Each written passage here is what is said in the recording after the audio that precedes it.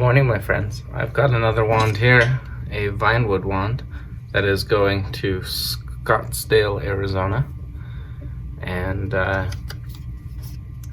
it is a Vinewood 13 inches dragon heart string.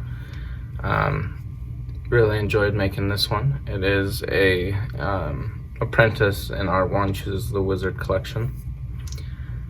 And I will show you some close-ups now and talk a little bit about the Vinewood.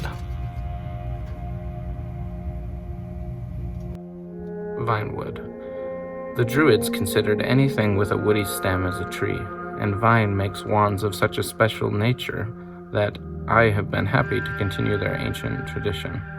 Vine wands are among the less common types, and you will be intrigued to notice that their owners are nearly always those witches or wizards who seek a greater purpose, who have a vision beyond the ordinary, and who frequently astound those who think they know them best. Vine wands seem to be strongly attracted by personalities with hidden depths, and I have found them more sensitive than others when it comes to instantly detecting a prospective match.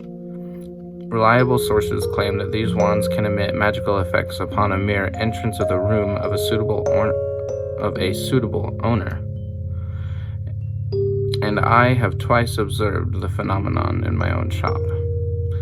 This was a excerpt on Vinewood from Garrick Ollivander himself. So once again, thank you for watching this video and checking out this Vinewood wand. Hopefully you enjoyed. Let me know what you think in the comments, and I will go ahead and get started on another video. Thank you for watching.